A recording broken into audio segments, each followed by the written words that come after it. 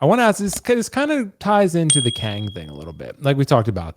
How long should collectors hold out for the definitive version? And I know Kiko is just chomping at the bit to talk about this one because this is going to be pretty exciting. Because Optical and I actually might be on the opposite side of this one as far as how long we're willing to wait for something. The definitive version. Sometimes though, what happens is the definitive version is the first version. You can only look at the Hulk, right? The Hulk or Age of Ultron or Avengers, whatever. The first two were the definitive versions. You can look at Groot. The definitive version is the first one.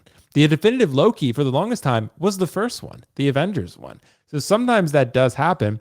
Other times people are holding out for a later version, right? But Kang obviously is the avenue for us to explore this, right? Because there's going to be there's a million Kang variants out there, and there's going to be other Kang variants that show up. That said, how long should you wait for that definitive version? Optical, you and I are patient. So what do you think about this? How long should people actually wait? Now, for us, it might be a little bit different since we do content creation. So Right. it doesn't make sense because otherwise I wouldn't have any videos.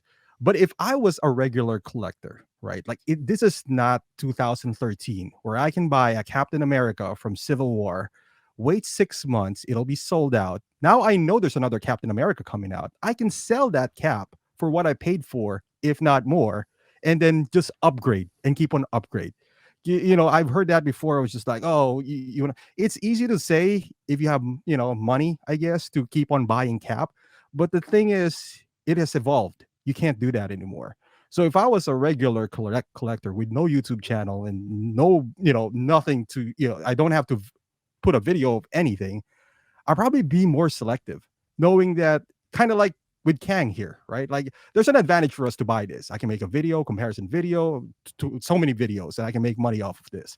Right. But if I was just a regular collector, I mean, like how many times can you cycle and lose $50, $60 all the time? Unless you want to keep them all, like, hey, I got like, how many Lokis did I cycle from? So I got Ragnarok Loki, I got Dark World Loki, and then eventually ended up with my definitive Loki, which is the Avengers Endgame now. But the difference is I was able to sell those Lokis for a high price and I got my money back. Now, if you do that, if you're willing to take a loss, which it's not a bad idea, you enjoyed it, whatever the case is, then you can still do that. But the loss is going to be much higher now. Like if you get this Loki and then there's another Loki that you want, you might take $50, $60 hit, right? Will, you sell a lot. You know how much, Right. Not like, anymore, but I did last year. Yeah. Right, like those. Let's say if you have Kylo Ren and you're looking for the best Kylo Ren out there, if you don't mind losing money and you look at it, it's like, hey, I enjoy the time that I had with it, then good. I just like me personally, these are things that I could control, and I kind of like if I look at things and I was like, oh, you know what, I don't need this. I do need this Kang, but if there's another character, let's say that Gandalf or whatever the case is, like, yeah, you know what, I'll pass at this. There might be I guess it's case to case basis. If you really like the character, you can't hold off too much. You'll be like, oh man, because otherwise you're punishing yourself. But if it's like a subpar character where I'll give an example, for example, Falcon, I didn't even pick him up. Right, like I have just like, yeah, like how much am I going to sell this for? Like it's big. I don't know where I'm going to display this unless. So my thinking is that unless it goes on sale, then I'll pick it up, because otherwise, if I sell it, then I don't lose a lot of money. Then I'll move on to the next Falcon, because I don't think this is the definitive Captain America / Falcon. So that's a prime example for me, because I don't care about that character too much. I like him, don't care for him too much. But if somebody else, let's say that Aragorn, I'm willing to cycle and lose money on it. So it doesn't answer the question directly. No, it does. Yeah, the definitive for me is if you love the character, I can gamble. Keep on buying one until the definitive one comes out. But if some subpar character, yeah, no, I'll wait for the definitive version for that. Because I think there's something to be said, Optical, for delayed gratification and getting your collection to a point. Because I text Kiko, and I think maybe Carlos is today, where I was like, you know what, I feel really good about my collection at this point, and it has room to grow. It's so curated to the point where every single piece that I look at, I'm like, you know what, I absolutely love that character and I love that piece. So that can be a thing if you wait for the definitive version, but it can also be a way of, like costing yourself something exciting for the time, right? So you don't want to just, willy-nilly just buy everything, right? But if there's an opportunity to get a character that you really, really like, and you like the outfit and you care about that character, waiting always for the next version, it's just delaying your gratification and delaying your excitement and what makes collecting fun. So I think there's something to be said to be smart about it, but also sometimes you gotta, just jump in every now and then. And I understand there's a balance to be found in there. So as far as what I believe, as far as collectors should hold out, I think when right? I think when this is a figure that I need, then I'm gonna get it. I'm gonna pick it up. For the people, for one, like Shang-Chi, right? That Shang-Chi figure, like, yeah, that has some chest issues going on, right? And maybe people will say, oh, all right, well, I'll wait for the next Shang-Chi, the definitive version. Maybe this first one is the definitive version. You never really know. And sometimes that it shakes out that way. And I can just tell you from having that figure in hand, yes, that's an issue, but not if you pose it right. If you pose it right, if you love the character, I say pick him up. That's at Kiko. What do you think? How long should collectors hold out? Because you're usually the opposite on this one than me. What do you think? I, the only thing in life that's sure is that nothing is for sure. That's the thing. I live by that motto.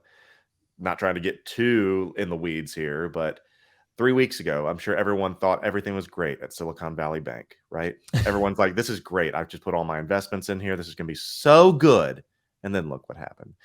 This is why also I'm real funny about pre-orders as well. Basically putting money towards something that doesn't exist. I know we've chatted back and forth about, hey, I can get a good deal. Someone's going to sell me their pre-order.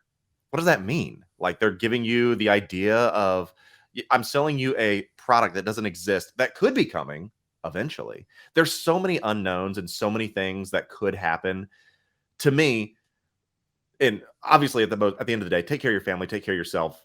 This is all just gravy stuff. Your toys, your collection, all that. This is all just in addition to that. If things are good and you can, take care of yourself, then yeah, you can have fun with this. Obviously, don't get me wrong. I don't want everyone to say, well, I can't pay my mortgage or my car payment, but damn, I really got that nice Infinity War Thanos, whatever it may be. So my thing is that we don't know how life's going to shake out. And someone in the comments said it great.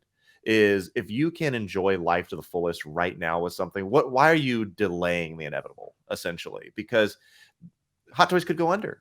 Maybe they'll switch it to the MTU, the Marvel Television Universe, and we don't get anything anymore. There could be licensing issues. Maybe you don't have the disposable income anymore that you could have potentially later on, to where life changes. You have a kid, you have an accident, health comes in. All those things don't matter in the grand scheme, or toys don't matter in the grand scheme of things when those things happen. So if you have the availability to have fun with something and put something on your shelf that represents something that is important to you and brings you joy and all that stuff, just go for it. Life's too short to sit there and just wait. And if something does come that's more definitive later on, go get the definitive one then that makes it to say, oh, well, this is it. Well, then that one is it and this one's lesser, and then go move on from that. Give it to Goodwill if you really don't want to sell it or can't sell it, or just sell it and take a loss or something. Just plan for that. If you're the guy that says, okay, I'll just wait for it, but then you have something in its place, just assume that you will take a loss at some point and then go get your definitive version and everyone's happy. So that's my philosophy, is that we just don't know too much. So I live life to the fullest with everything that I can, because I don't know. So when something's available, that's the definitive version because it's sitting in front of me right now. That's understandable, because you never take a moment for granted, and you never know what's going to, happen in life. So you want to get that gratification when you can, but sometimes, like, again, there's a balance there, right? It can be unhealthy if there's too much immediate gratification and no patience, right? So there's that line in there. And I think that's what we always go for as collectors. We always talk about, enjoying what we have, what we can, and then, times come and go. And like I'm seeing Thalia say that Loki, never regretted buying the original. Same here, because I love Loki, and I know Thalia does too. She's a huge Loki fan from what I remember. And, I had that Avengers Loki, and I originally paid like $400 for it or something crazy like that at the time, because that's what it costs, right? Now that really wanted that figure. And, and now there's the Endgame version, and I was never upset because I got to enjoy that original figure for so long. And I was like, this is great. Now I get an even better one. I'll just sell this one. Yeah, I'll take a loss on it, but it's Loki. I'm willing to do that for him. So, yeah, guys, let us know in the comments below how you're feeling about this. But yeah, I think it's an interesting topic nonetheless, because it's something that collectors do quite a bit.